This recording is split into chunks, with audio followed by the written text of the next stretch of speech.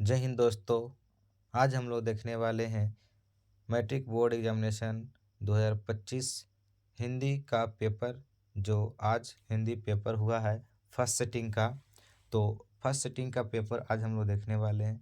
जो भी विद्यार्थी एग्जामिनेशन दिए हैं, जिनको लग रहा है कि हमारा कौन सा प्रश्न सही है कौन सा गलत है, तो वह इस वीडियो को ध्यान से देखें। आपका कहीं भी डाउट रहेगा तो इस वीडियो की मदद से आपका डाउट क्लियर हो जाएगा। तो देखिएगा ध्यान से, बिना की देरी किए हुए हम लोग स्टार्ट करते हैं। चलिए शुरू करते हैं। ध्यान से देखिएगा, इधर उधर का वीडियो ज़्यादा नहीं देखिएगा। बहुत सारे यूट्यूब पर जो सॉल्यूशन करा रहे हैं टीचर्स, बहुत सारा क्वेश्चन गलत बता रहे हैं, जिस कारण से बच्चे का नंबर कम हो रहा है, जिस कारण से वह डिमोटिवेट हो रहे हैं। तो इधर उधर ज़्यादा ना देखें, जो सटीक जानकारी, जो सटीक आंसर बता रहे हैं, जो सही बता रहे हैं, उन्हीं का वीडियो देखें। फालतू वीडियो देखने से आप डिमोटिवेट हो जाइएगा। अगर किसी बच्चे का नंबर कम आ रहा है तो टेंशन ना लें, वह दूसरे सब्जेक्ट का तैयारी करें, उसमें बेहतर से बेहतर मार्क्स लाने की कोशिश करें।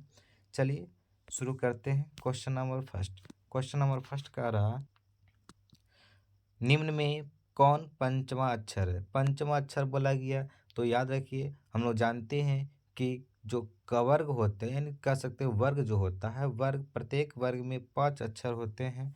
और इसमें से हमें पूछ रहा है पंचमा अक्षर कौन सा। तो पंचमा अक्षर के बारे में पूछ रहा है। जैसे एग्जाम्पल, जैसे कवर्ग का बात करते हैं तो कवर्ग में 5 अक्षर होता है। पहला क, दूसरा ख, तीसरा ग, चौथा घ और पांचवा हमारा अंगा या अड़ा होता है। उसी प्रकार से जितने भी वर्ग हो, चवर्ग हो गया, टवर्ग हो गया, तवर्ग हो गया, पवर्ग हो गया, तो इन सभी जो भी वर्ग है इसका पांचवा अक्षर खोज लेना इस ऑप्शन के थ्रू। ऑप्शन में कौन सा पांचवा अक्षर दिया हुआ है? तो ऑप्शन नंबर डी में जो दिया हुआ है टवर्गीन। टवर्गीन जो होता है टवर्ग का, ये पंचमा अक्षर होता है। इसलिए हमारा जो सही उत्तर हो जाएगा ये ऑप्शन नंबर डी हमारा सही उत्तर हो जाएगा। चलिए दूसरा क्वेश्चन में बोला गया त्र। त्र किन वर्णों के मेल से बना? तो त्र आसान तरीका है याद रखने का। चलिए कैसे, ध्यान दीजिएगा। इसका अंग्रेजी याद रखिएगा, TR से त्र।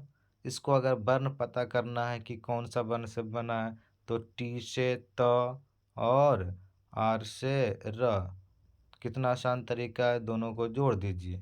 जो प्रथमा अक्षर यानी जो पहला वर्ण रहेगा उसमें हलंत लगा दीजिएगा। यानी जितने भी संयुक्त व्यंजन वर्ण है वह 2 वर्णों के मेल से बना है।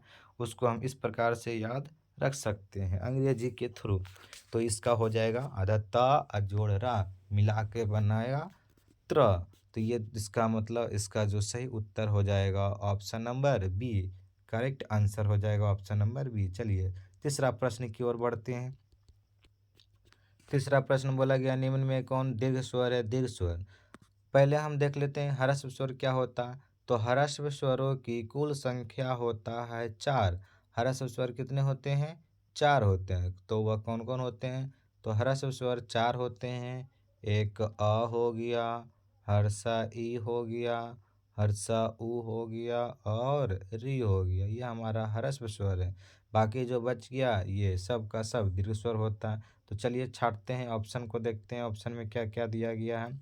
ऑप्शन दिया गया, ऑप्शन नंबर 1 में री दिया गया है जो कि एक ह्रस्व स्वर है। ऑप्शन नंबर बी इसको छोड़ दीजिए, आगे बढ़िए। ऑप्शन नंबर सी में दिया गया है हर्षऊ जो कि एक ह्रस्व स्वर है। ऑप्शन नंबर डी जो एक ह्रस्व स्वर है। तो ऑप्शन नंबर बी में दीर्घ ई दिया गया। दीर्घ ई एक दीर्घ स्वर होता है। तो हमारा सही उत्तर क्या हो जाएगा? Option number B. चलिए आगे बढ़ते हैं। क्वेश्चन नंबर 4 बोला गया, दीर्घ ऊ का उच्चारण स्थान, यानी जब इसका बोलते हैं तो इसका उच्चारण कहाँ से होता है? तो ध्यान रखिएगा, इसको जब उच्चारण कीजिएगा तो आपका जो ओठ है, ओष्ठ जो है ना, ये क्या होता है?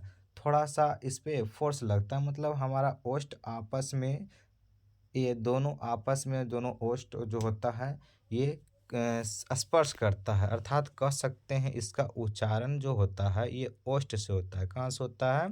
ओष्ठ से होता है। चलिए आगे बढ़ते हैं। क्वेश्चन नंबर 5 में बोला गया है, निम्न में कौन ऊष्म व्यंजन है? ऊष्म व्यंजन बताना है। तो उस व्यंजन की अगर बात करें तो इसकी संख्या भी 4 होती है। कौन-कौन होता है? तो तलमसा हो गया, मूर्धन्य हो गया, दंत हो गया और एक ह। तो तलमसा, मूर्धन्य, दंत और ह ये हमारे क्या होते हैं? उस व्यंजन वर्ण होते हैं। अच्छा, ऑप्शन में खोज लीजिए कि उस व्यंजन वर्ण कौन-सा है? तो ये हमारा ऑप्शन क्या हो जाएगा? ऑप्शन देखिएगा। तो 5 का आंसर हमारा क्या हो जाएगा? ऑप्शन नंबर सी, बिल्कुल correct answer option number C हो जाएगा, क्योंकि इसमें क्या है? मुदंत स हमारा उष्म व्यंजन वर्ण होता है। चलिए क्वेश्चन नंबर आगे, क्वेश्चन नंबर 6 में देखिएगा। क्वेश्चन नंबर 6 कह रहा है, जपूजी किसकी रचना? ये हमारे किताब से हमारे पाठ्य पुस्तक से दिया गया है। तो ये एक किताब है जिसका रचनाकार कौन है जो पूछा गया। तो जप्पू जो लिखा गया किताब है यह गुरु नानक जी के द्वारा लिखा गया है। तो क्वेश्चन नंबर 6 का से उत्तर क्या हो जाएगा? ऑप्शन नंबर सी हमारा बिल्कुल करेक्ट आंसर हो जाएगा। चलिए आगे बढ़िए, क्वेश्चन नंबर 7। आइए क्वेश्चन नंबर 7 पे आइए। 7 में बोला गया, रस खान किस छंद में सिद्ध थे? तो रस खान किस छंद में सिद्ध थे? सवैया छंद में सिद्ध थे। क्वेश्चन नंबर 7 का सही उत्तर क्या हो जाएगा? Option number 1। क्वेश्चन नंबर 8 में आइए। क्वेश्चन नंबर 8 में बोला गया है कि किसने जीर्ण जनपद नामक एक काव्य लिखा है जिसमें ग्रामीण जीवन का यथार्थवादी चित्रण है। तो ये जीर्ण जनपद पूछा गया। जीर्ण जनपद ये किनके द्वारा लिखा गया काव्य है? तो ध्यान दीजिएगा, क्वेश्चन नंबर 8 का सही उत्तर हो जाएगा ऑप्शन नंबर सी। हमारा करेक्ट उत्तर हो जाएगा ऑप्शन नंबर सी। तो 8 का उत्तर क्या हो जाएगा? सी। चलिए क्वेश्चन नंबर 9 की ओर बढ़िए। घनानंद किस भाषा में लिखते थे? घनानंद किस भाषा में लिखते थे? तो 9 का सही उत्तर हो जाएगा ब्रज भाषा में। किस भाषा में? ब्रज भाषा में। क्वेश्चन नंबर 10 की ओर बढ़िए।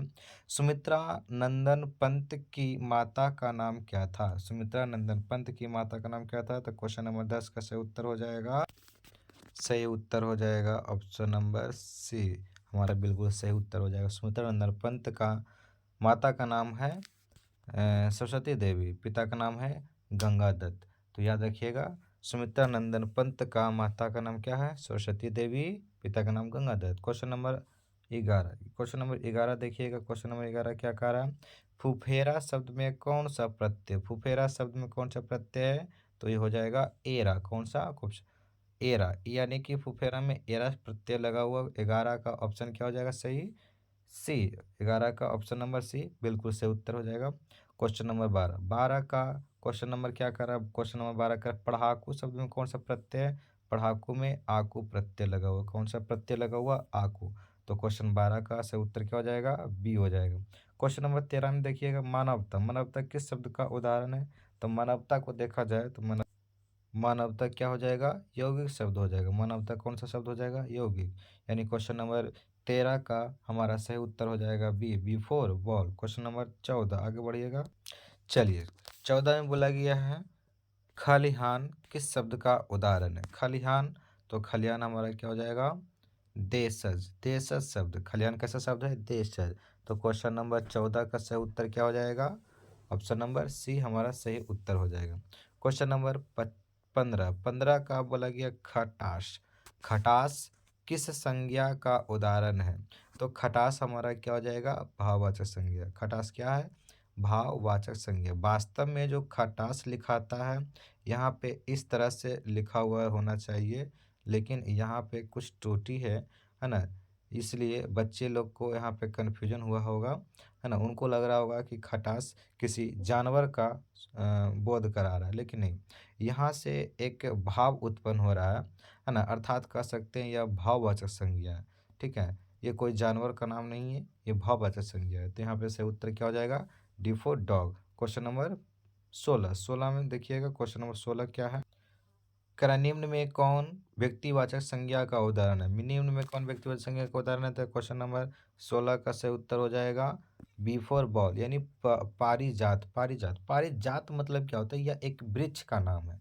तो किसी भी एक पार्टिकुलर कोई एक खास वृक्ष का नाम रहता है तो उसको कहते हैं व्यक्तिवाचक संज्ञा, है ना। तो यहाँ क्या हो जाएगा? व्यक्तिवाचक संज्ञा हो जाएगा। दानव की अगर बात करें तो दानव हमारा जातिवाचक संज्ञा होता है, क्योंकि दानव का मतलब होता है राक्षस। जब हम किसी दान दान जब हम किसी वर्ड को उच्चारण करते हैं जिससे समूह या श्रेणी का बोध होता है तो उसको कहते हैं जातिवाचक संज्ञा। तो यहाँ पे जब दानव बोलते हैं तो इसका पूरे समूह का बोध हो जाता है, यानी राक्षस का जो समूह होता है उसका पूरा का बोध हो जाता है। अर्थात हम कह सकते हैं कि दानव क्या है, एक जातिवाचक संज्ञा है। तो ये हो जाएगा, इसका सही उत्तर क्या हो जाएगा, ये हो जाएगा पारिजात। पारिजात ऑप्शन नंबर बी, 16 का बी हो जाएगा सही उत्तर। क्वेश्चन नंबर 17 में देखिए, सांप, सांप का स्त्रीलिंग क्या होता है, तो सांप का सापिन हो जाएगा। सांप का स्त्रीलिंग क्या हो जाएगा, सापिन। 17 का एक, सही उत्तर क्या हो जाएगा, एक हो जाएगा। क्वेश्चन नंबर 18, 18 में बोलेगा निम्न में कौन शब्द पुल्लिंग है। कौन सा शब्द पुल्लिंग है, तो हमारा जो मृत्यु शब्द है ये क्या है, पुल्लिंग है। रोटी क्या है, स्त्रीलिंग है। विवाह क्या स्त्रीलिंग है। ये कृति जो है ये पुल्लिंग और स्त्रीलिंग दोनों में यूज होता है, इसलिए हम इसे ना तो पुल्लिंग कर सकते हैं ना तो स्त्रीलिंग कर सकते हैं, दोनों में यूज होने वाला। तो हमारा इसमें जो सही उत्तर हो जाएगा ये 18 का एक, यानी 18 का एक सही उत्तर हो जाएगा। चलिए आगे बढ़ते हैं। 19 में कह रहे हैं हिंदी में कुल कितने सर्वनाम होते हैं, यानी ये जो पूछ रहा है ये हमसे कह रहा है कि हिंदी में कुल मूल सर्वनामों की संख्या कितना होता है। तो यहाँ पे इसका मूल सर्वनामों की संख्या होता है 11। अगर यहाँ से ये कहता कि हिंदी में कुल कितने प्रकार के सर्वनाम होते हैं, यानी सर्वनाम के कितने भेद होते हैं, तो अगर भेद पूछता तो यहाँ पे हो जाता छः। लेकिन ये ना पूछ के कह रहा है कुल कितने सर्वनाम होते हैं, अर्थात मूल सर्वनाम का ये बारे में पूछ रहा है। तो यहाँ कितना हो जाएगा, 11। मूल सर्वनामों की संख्या 11 होता है ना। तो 19 का सही उत्तर क्या हो जाएगा, डी से डॉग, डी फॉर डॉग, यानी कि ऑप्शन नंबर डी सही उत्तर हो जाएगा। 20 में देखिए दाल में कुछ है, तो कुछ यहाँ पे जो शब्द आया है कुछ, इसके बारे में पूछा गया है कि ये कौन सा सर्वनाम है। तो कुछ क्या है, अनिश्चयवाचक सर्वनाम है। कैसा सर्वनाम है, अनिश्चयवाचक सर्वनाम है। तो 20 का सही उत्तर हो जाएगा बी। चलिए आगे बढ़िए, क्वेश्चन नंबर 21। चलिए 21 देखिएगा, 21 बोला गया है रामधारी से दिनकर का जन्म कहाँ हुआ था। तो रामधारी से दिनकर का जन्म कहाँ हुआ था, सिमरिया बेगूसराय बिहार में। सिमरिया बेगूसराय बिहार में रामधारी से दिनकर का जन्म हुआ था, सिमरिया बेगूसराय बिहार में। उसके बाद है 22 में कि किनके पिता एक प्रख्यात पुरातत्ववेत्ता थे। किनके पिता एक प्रख्यात पुरातत्ववेत्ता थे, तो इसका सही उत्तर क्या हो जाएगा, ऑप्शन नंबर ए हो जाएगा। क्या हो जाएगा, ए, यानी 22 का सही उत्तर हो जाएगा ए, ऑप्शन नंबर ए। चलिए आगे बढ़िएगा, क्वेश्चन नंबर 23। क्वेश्चन नंबर 23 कर एक वृक्ष की हत्या शीर्षक कविता के कवि कौन है। तो इसका सही उत्तर हो जाएगा ऑप्शन नंबर डी, कुंवर नारायण। कुंवर नारायण का सही उत्तर हो जाएगा। क्वेश्चन नंबर 24, 24 देखिएगा जीवनानंद दास किस भाषा के सम्मानित कवि हैं। तो ये बांग्ला भाषा के सम्मानित कवि हैं। तो इसका सही उत्तर हो जाएगा ऑप्शन नंबर बी। उसके बाद है 25, 25 में कह रहा है बीजाक्षर किसकी रचना है। बीजाक्षर किसकी रचना है, तो इसका 25 का सही उत्तर ये हो जाएगा ए, सही हो जाएगा, यानी इसका 25 का सही उत्तर क्या होगा, ए।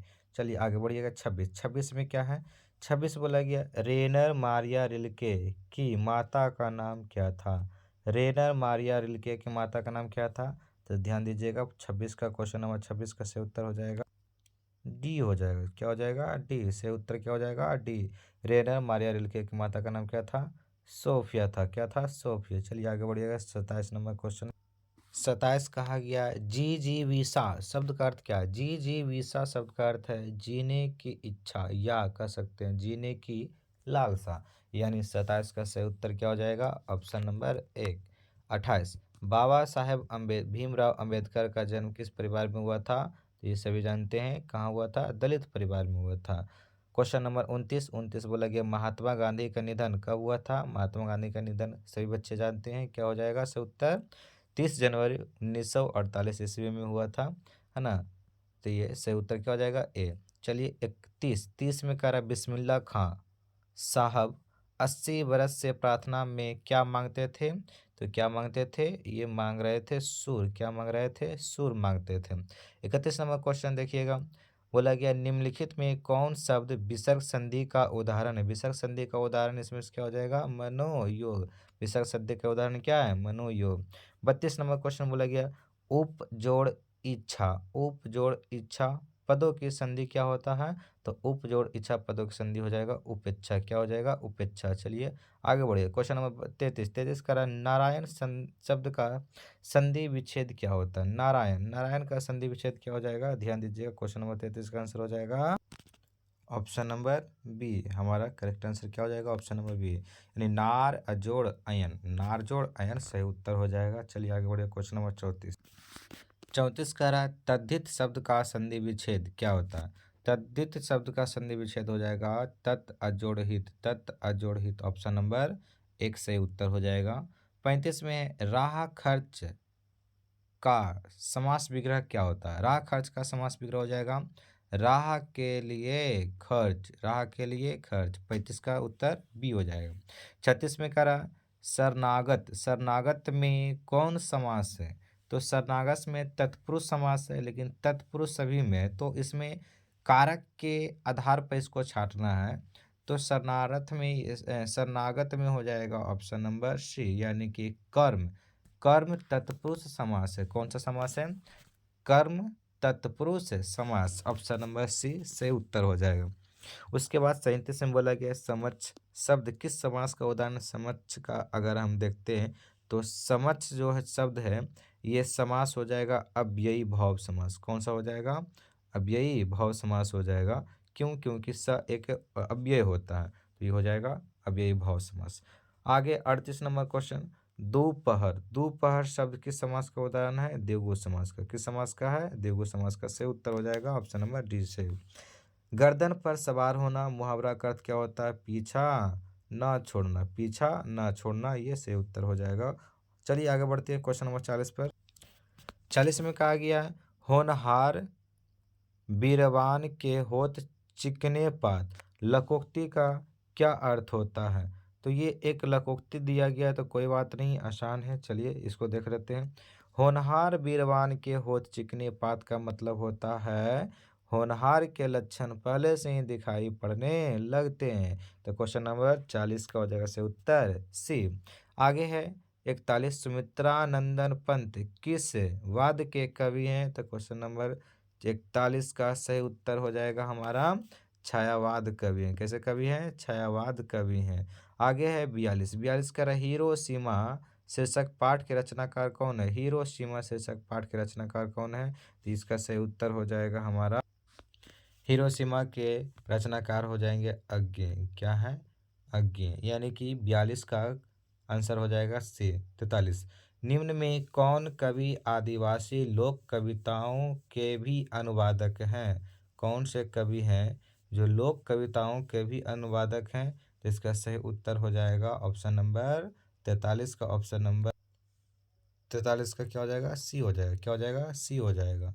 44 से बोला गया नियमत, नियमत शब्द का अर्थ क्या होता है? नियमत शब्द का अर्थ होता है ईश्वर की देन। क्या होता है? ईश्वर की देन। चलिए आगे बढ़ते हैं क्वेश्चन नंबर 45 में।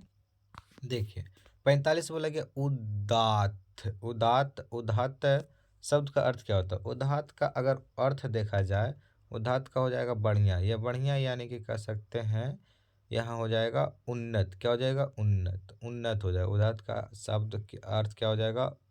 तो उन्नत हो जाएगा। 46 बोला गया सयानप, सयानप शब्द का अर्थ क्या होता है? सयानप का मतलब होता है 46 का क्या हो जाएगा? सी। ऑप्शन नंबर सी सही हो जाएगा। सयानप का मतलब होता है चतुराई। यहाँ पर एक और दिया हुआ टेढ़ापन, तो टेढ़ापन बच्चा कंफ्यूज हो रहा है। तो टेढ़ापन जो होता है ये वांक का होता है। अर्थ क्या होता है? वांक। पढ़ा होगा जहाँ तेको सयानप वांक नहीं, तो यहाँ क्या हो जाएगा? वांक। वांक का मतलब टेढ़ापन। तो यहाँ पे कंफ्यूज नहीं होना है। यहाँ पे क्या हो जाएगा? सही उत्तर हमारा सी, सी से उत्तर हो जाएगा, है ना। चलिए आगे बढ़ते हैं क्वेश्चन नंबर 47। क्वेश्चन नंबर 47 में बोला गया गुरु नानक को किस मुगल सम्राट से मुलाकात हुई थी? तो बाबर से हुआ था। किससे हुआ था? बाबर से हुआ था। 47 का ए हो जाएगा।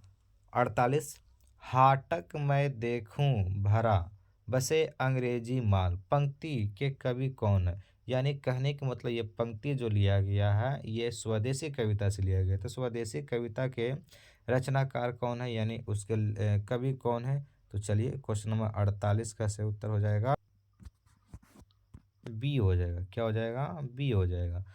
यानी कि हाटक मैं देखूं भरा बसे अंग्रेजी माल। ये पंक्ति लिया गया है स्वदेशी कविता से। और स्वदेशी कविता के जो कवि हैं ये हमारे प्रेमघन जी हैं। चलिए आगे बढ़िए। 49 नंबर क्वेश्चन, हस्तलिपि किसे कहते हैं? हस्तलिपि मतलब जो हाथ से लिखा जाता है। तो हाथ की जो लिखावट होता है उसे कहा जाता है हस्तलिपि। यानी 49 का सही उत्तर हो जाएगा डी। आगे 50, 50 का पूछ रहा है साखी यानी साक्षी शब्द का अर्थ क्या होता है? तो इसका मतलब होता है गवाही। क्या होता है?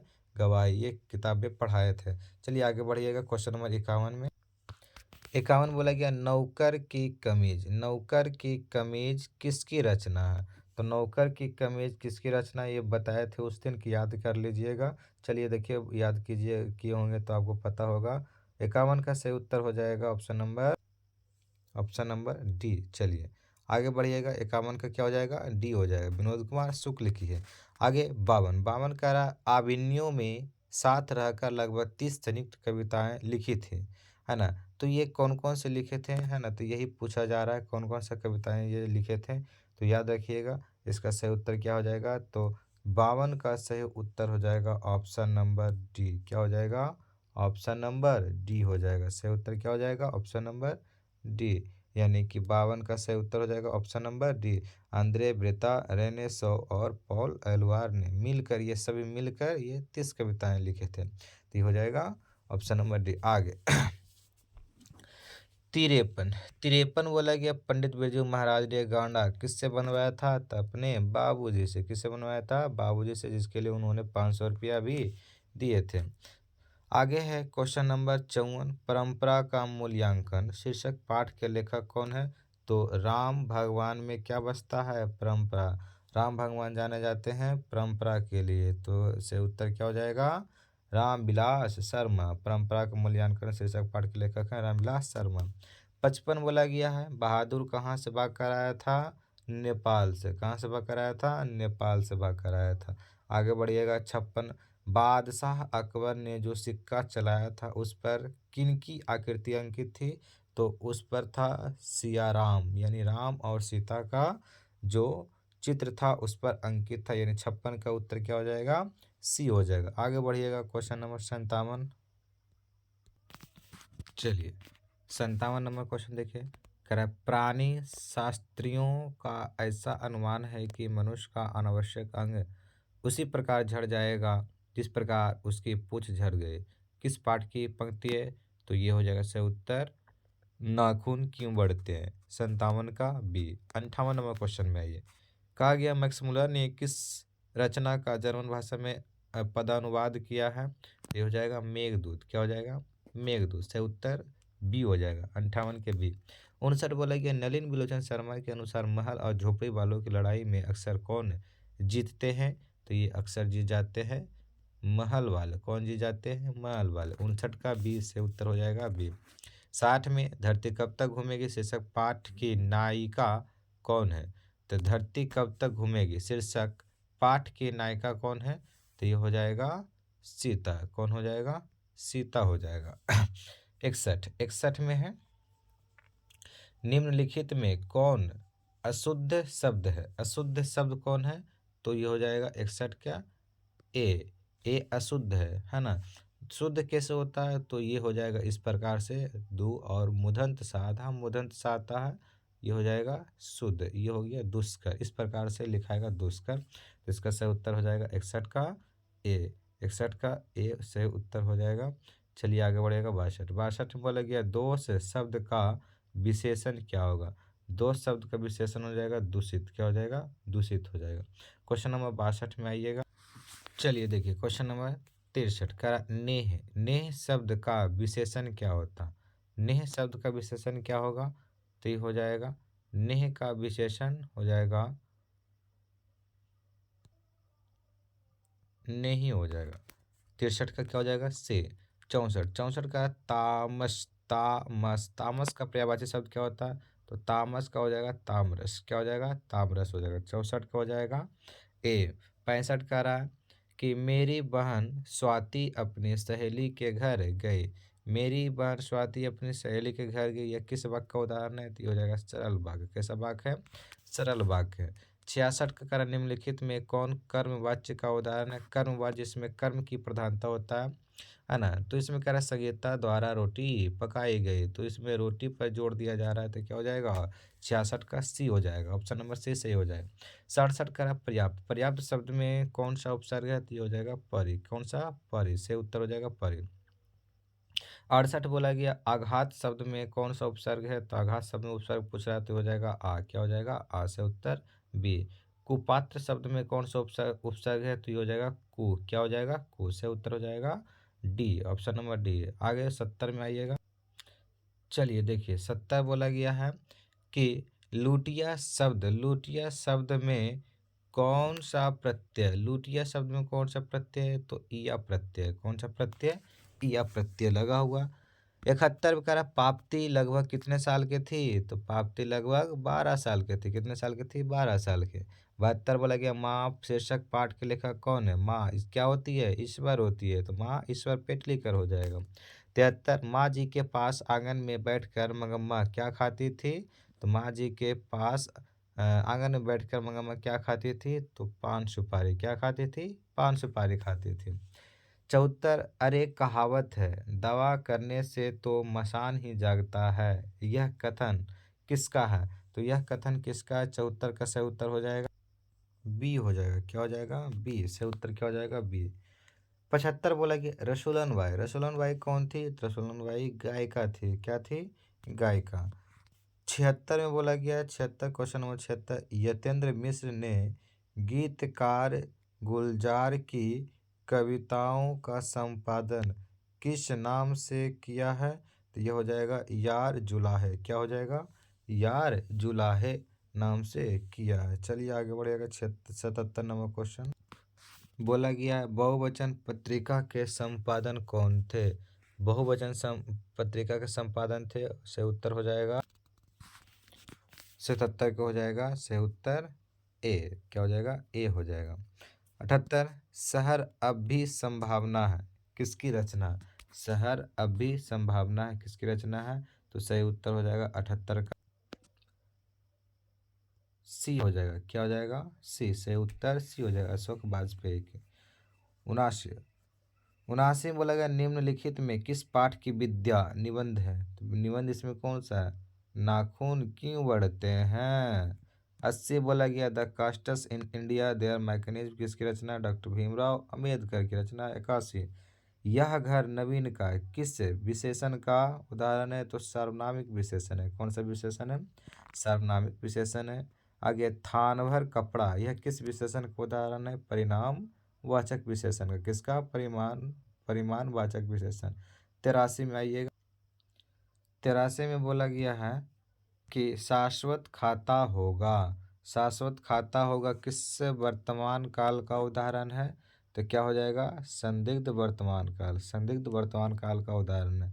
आगे है 84 निम्न में कौन वाक्य अकर्मक क्रिया का उदाहरण है?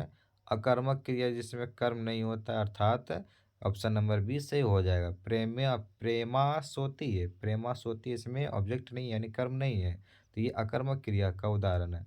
85 खरगोश बिल से बाहर निकला इस वाक्य में कौन कारक है?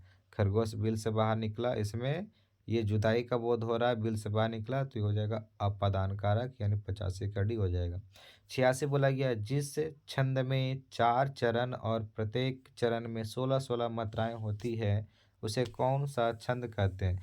वास्तव में ये 10वां के सिलेबस में नहीं है, अभी तक का रिकॉर्ड है कि ऐसा छंद अलंकार और रस का क्वेश्चन एग्जाम में देखने को नहीं मिला, लेकिन इस बार छंद भी डाल दिया गया, अलंकार भी डाला गया है ना। तो चलिए देखते हैं, आ गया है तो देख लेते हैं। तो ये हो जाएगा चौपाई, क्या हो जाएगा? सही उत्तर हो जाएगा चौपाई।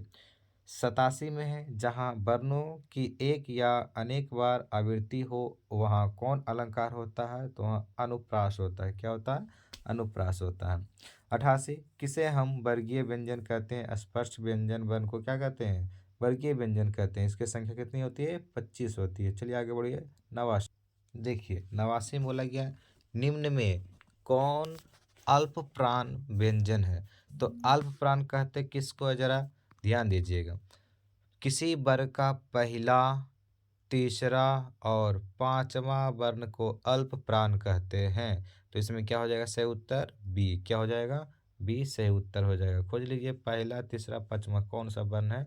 कोई भी पहला हो या तीसरा हो या पांचवा, ये सभी के सभी अल्प प्राण कहलाएंगे। महाप्राण, महाप्राण किसको कहते हैं। तो महाप्राण कहते हैं दूसरा हो गया और चौथा हो गया, इसको कहते हैं महाप्राण। तो दूसरा और चौथा, तो क्या हो जाएगा चौथा क ख ग घ, यानी कि इसका सही उत्तर हो जाएगा सी। क्या हो जाएगा 90 का सी सही उत्तर हो जाएगा महाप्राण। 91 करा जिसे नहीं जीता जा सके उसके लिए एक शब्द होता है अज्ञेय। अज्ञेय अज्ञेय अज्ञेय अज्ञेय हो जाएगा 91 का अज्ञेय बी हो जाएगा। 92 का आ गया कि जिसका तेज निकल गया है, जिसका तेज निकल गया है उसे क्या कहा जाता है निस्तेज कहते हैं। क्या कहते हैं निस्तेज। जिसका तेज निकल गया है उसके लिए एक शब्द होता है निस्तेज, याद रखिएगा। आगे 93 बोला गया कायर। कायर का विलोम क्या होता है निडर। कायर का विलोम निडर होता है। 94 बोला गया ज्योति। ज्योति का उल्टा पूछ रहा है तो ज्योति मतलब प्रकाश, तो इसका उल्टा हो जाएगा अंधकार, यानी तम। तम मतलब अंधकार होता है। 95 में आइएगा, देखिए 95 में कह रहा है जंगम। जंगम शब्द का विलोम क्या होता है तो जंगम को हो जाएगा अस्थावर। जंगम का मतलब पहले पता कीजिए। जंगम जो चल सकता है, तो जो चल सकता है उसको कहते हैं जंगम। तो जंगम जो चल सकता है उसका उल्टा हो जाएगा जो स्थिर रहता है यानी स्थावर। तो 96, 96 अगला प्रश्न है कि पुष्प का पर्यायवाची क्या होता है। पुष्प का होता है प्रसून। क्या होता है प्रसून पर्यायवाची शब्द हो जाएगा, इसका सही उत्तर बी हो जाएगा। 97, 97 सरस्वती। सरस्वती का पर्यायवाची क्या होता है वागीशा। वागीशा इसका सही उत्तर हो जाएगा 97 का ए। 98 घर का। घर का पर्यायवाची शब्द है गे। क्या है गे। 98 का बी हो जाएगा सही उत्तर। 99 का कह रहा है कौन सा शुद्ध वाक्य है। तो कौन सा शुद्ध वाक्य है राम को पुस्तक पढ़ना चाहिए, ये शुद्ध वाक्य 99 का बी हो जाएगा। 100 का बोला गया शुद्ध शब्द का चयन करना है तो क्या हो जाएगा वाहिनी। क्या हो जाएगा वाहिनी, ये शुद्ध शब्द हो जाएगा। तो आशा करते हैं कि आप सभी लोग अच्छे से मिला लिए होंगे। ये जितने भी बताया गया है सारा का सारा एकदम 100% सही है, कहीं पे कोई त्रुटि नहीं है ना। सभी से कहीं से भी मिला लीजिए, सबसे अलग है। यहाँ पे हम अपने मेहनत करके यहाँ पे सबको पहले सबको खोज लिए हैं, उसके बाद आप लोगों को ये प्रोवाइड किया जा रहा है। तो कहीं पे किसी प्रकार का कोई दिक्कत नहीं है। आशा करते हैं कि आप लोग अच्छे तरह से एग्ज़ाम दीजिए और अच्छे मार्क्स लाइए। अगर किसी का नंबर कम आया है इस सेट में तो टेंशन लेने की बात नहीं है। आगे आने वाले एग्ज़ाम पर ध्यान दीजिए और उसका उसमें अच्छे नंबर लाइए। इसका मेंटेनेंस अगले एग्ज़ाम में कीजिए।